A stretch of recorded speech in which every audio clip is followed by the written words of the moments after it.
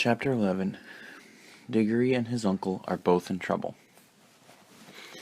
You may think the animals were very stupid not to see at once that Uncle Andrew was the same kind of creature as the two children and the cabby. But you must remember that the animals knew nothing about clothes. They thought that Polly's frock and Diggory's Norfolk suit and the cabby's bowler hat were as much parts of them as their own fur and feathers. They wouldn't have known even that those three were all of the same kind if they hadn't spoken to them, and if Strawberry had not seemed to think so. And Uncle Andrew was a great deal taller than the children, and a good deal thinner than the cabby. He was all in black, except for his white waistcoat, not very white by now, and the great gray mop of his hair, now very wild indeed, didn't look to them like anything they'd seen in the other three humans. So it was only natural that they should be puzzled. Worst of all, he didn't seem to be able to talk.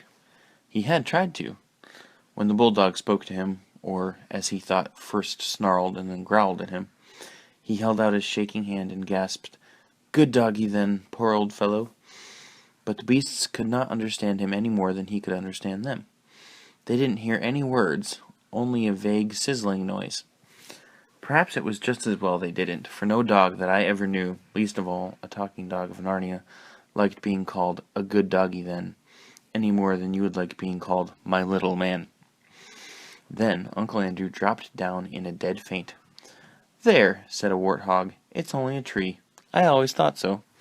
Remember, they had never yet seen a faint, or even a fall. The bulldog, who had been sniffling Uncle Andrew all over, raised its head and said, "It's an animal.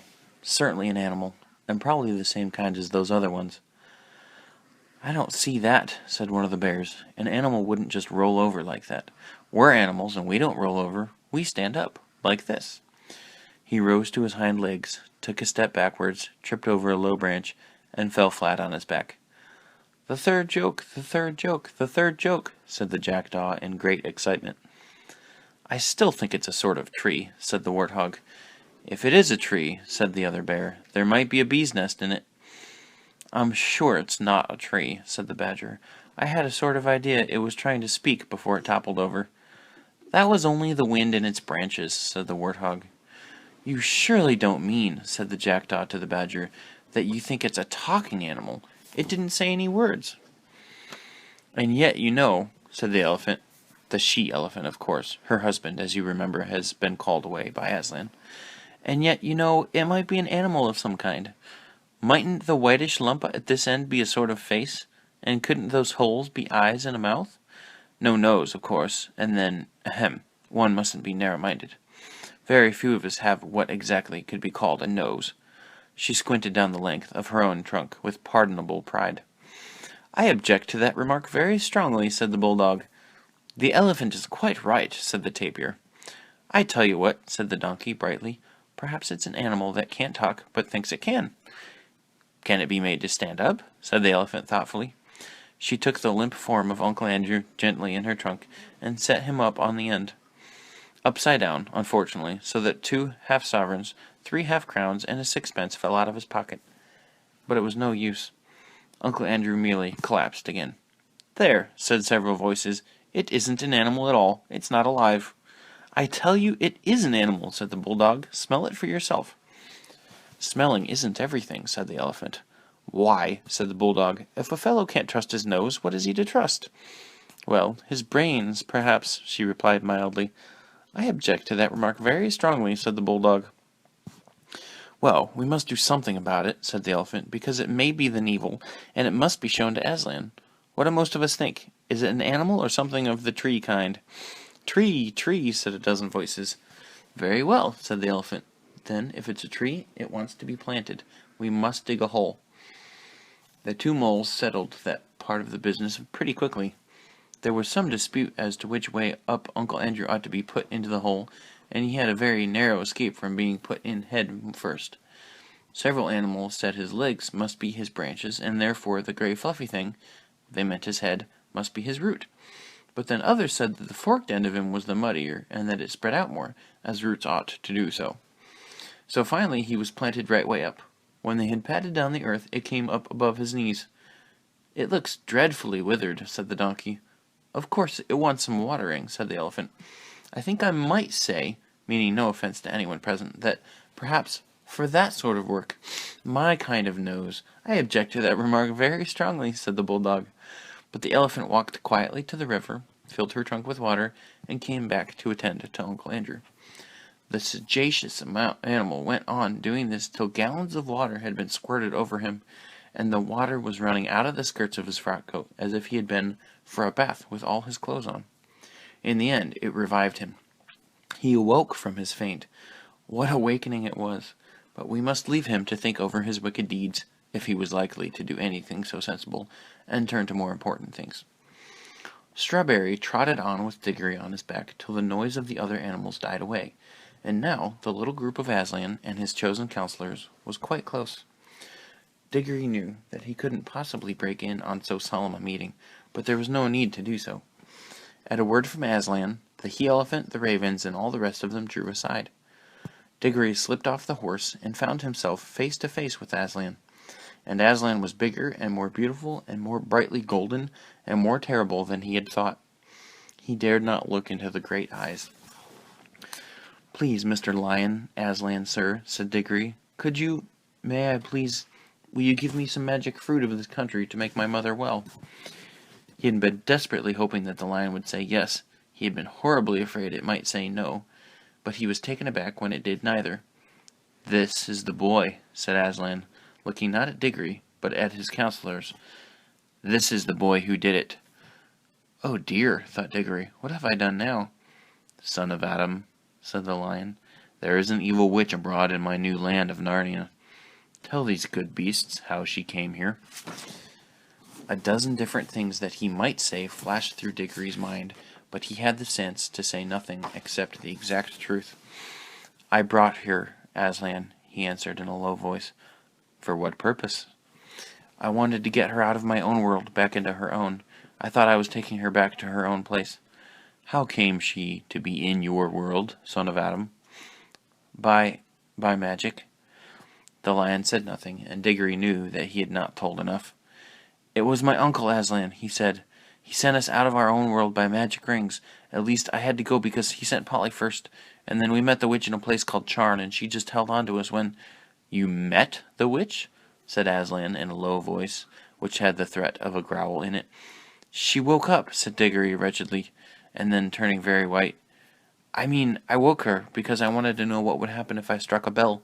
Polly didn't want to. It wasn't her fault. I fought her. I know I shouldn't have. I think I was a bit enchanted by the writing under the bell." "Do you?" asked Aslan, still speaking very low and deep. "No," said Diggory. "I see now I wasn't. I was only pretending." There was a long pause, and Diggory was thinking all the time, "I've spoiled everything. There's no chance of getting anything for Mother now." When the lion spoke again, it was not to Diggory. "You see, friends," he said, "that before the new clean world I gave you is 7 hours old, a force of evil has already entered it, waked and brought hither by this son of Adam." The beasts, even Strawberry, all turned their eyes on Diggory till he felt that he wished the ground would swallow him up. "But do not be cast down," said Aslan, still speaking to the beasts. "Evil will come of that evil, but it is still a long way off, and I will see to it that the worst falls upon myself. In the meantime, let us take such order that for many 100 years yet this shall be a merry land in a merry world. And as Adam's race has done the harm, Adam's race shall help to heal it. Draw near, you other two." The last words were spoken to Polly and the cabby, who had now arrived. Polly, all eyes and mouth, was staring at Aslan, holding the cabby's hand rather tightly. The cabby gave one glance at the lion and took off his bowler hat. No one had yet seen him without it. When it was off, he looked younger and nicer, and more like a countryman and less like a London cabman. "Son," said Aslan to the cabby, "I have known you long. Do you know me?" "Well, no, sir," said the cabby, "leastways not in an ordinary manner of speaking, yet I feel somehow, if I make so free, as how we've met before." "It is well," said the lion. "You know better than you think you know, and you shall live to know me better yet. How does this land please you?" "It's a fair treat, sir," said the cabby. "Would you like to live here always?" "Well, you see, sir, I'm a married man," said the cabby. "If If my wife was here, neither of us would ever want to go back to London, I reckon. We're both country folks, really." Aslan threw up his shaggy head, opened his mouth, and uttered a long single note, not very loud, but full of power. Polly's heart jumped in her body when she heard it.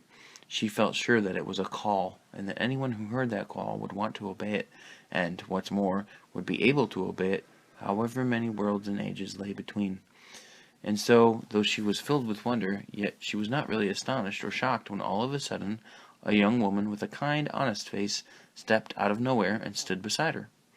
Polly knew at once that it was the Cabby's wife, fetched out of our world, not by any tiresome magic rings, but quickly, simply, and sweetly as a bird flies to its nest.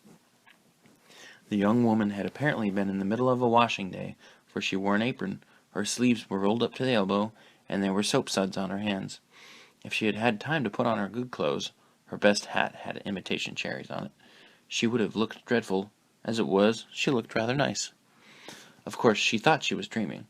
That was why she didn't rush across to her husband and ask him what on earth had happened to them both. But when she looked at the lion, she didn't feel quite so sure it was a dream, yet for some reason she did not appear to be very frightened. Then she dropped a little half-curtsy, as some country girls still knew how to do in those days. After that, she went and put her hand in the Cabby's and stood there looking around her a little shyly. "My children," said Aslan, fixing his eyes on both of them, "you are to be the first king and queen of Narnia." The Cabby opened his mouth in astonishment, and his wife turned very red. "You shall rule and name all these creatures, and do justice among them, and protect them from their enemies when enemies arise, and enemies will arise, for there is an evil witch in this world." The Cabby swallowed hard 2 or 3 times and cleared his throat. "Begging your pardon, sir," he said, "and thanking you very much, I'm sure, which my missus does the same, but I ain't no sort of chap for a job like that. I never had such education, you see."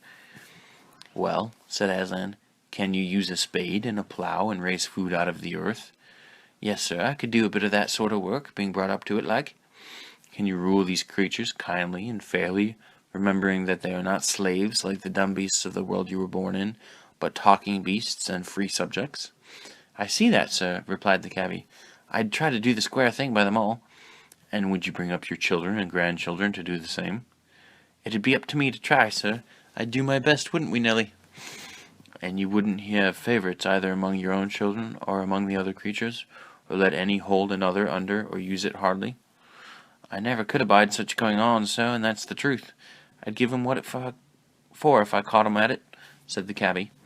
All through this conversation his voice was growing slower and richer, more like the country voice he must have had as a boy, and less like the sharp, quick voice of a cockney. "And if enemies come against the land, for enemies will arise, and there was war, would you be the first in the charge and the last in the retreat?" "Well, sir," said the Cabby very slowly, "a chap don't exactly know till he's been tried. I dare say I might turn out ever such a soft one. Never did no fighting except with my fists. I'd try, that is, I'd hope I'd try to do my bit." "Then," said Aslan, "you will have done all that a king should do. Your coronation will be held presently, and you and your children and grandchildren shall be blessed, and some will be kings of Narnia, and others will be kings of Archenland, which lies yonder over the southern mountains. And you, little daughter," here he turned to Polly, "are welcome. Have you forgiven the boy for the violence he did you in the Hall of Images in the desolate palace of accursed Charn?" "Yes, Aslan, we've made it up," said Polly. "That is well," said Aslan. "And now for the boy himself."